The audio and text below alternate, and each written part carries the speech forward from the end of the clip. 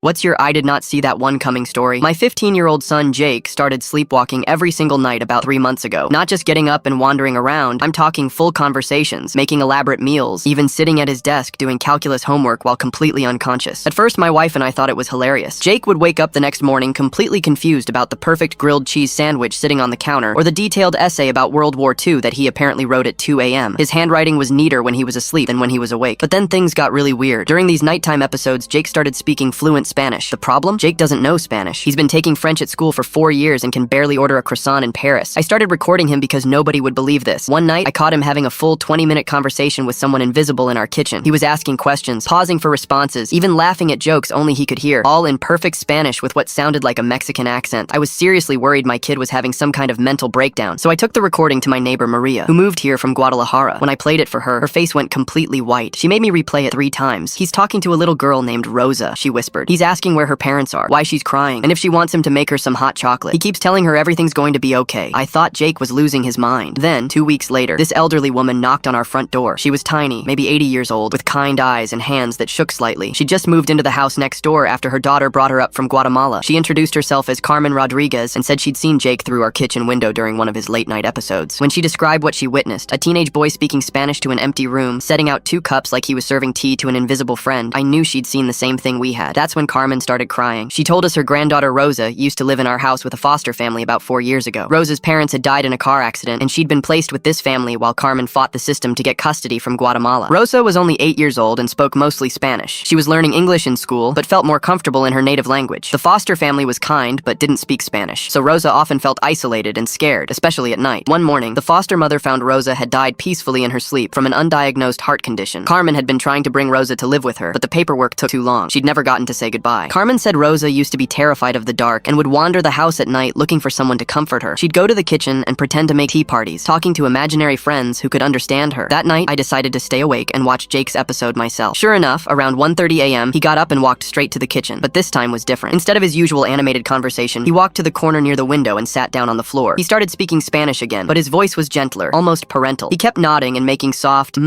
sounds, like he was listening carefully to someone. I recorded the entire 15-minute conversation. The next morning, I took it to Carmen. As I played the recording, tears streamed down her face. Her hands were shaking as she translated, "He's telling Rosa that her abuela is here now, that she's been looking for her and loves her very much. He's saying it's okay to stop being scared, that her grandmother will take care of everything now." At the end, he tells her, "You can go home now, pequeña. Your abuela is waiting for you." Jake never sleepwalked again after that night. When I told him what had been happening, he didn't remember any of it, but he said he'd been having these incredibly vivid dreams about a sad little girl who just wanted someone to understand her. Carmen visits us every week now. She says she finally feels like Rosa found peace.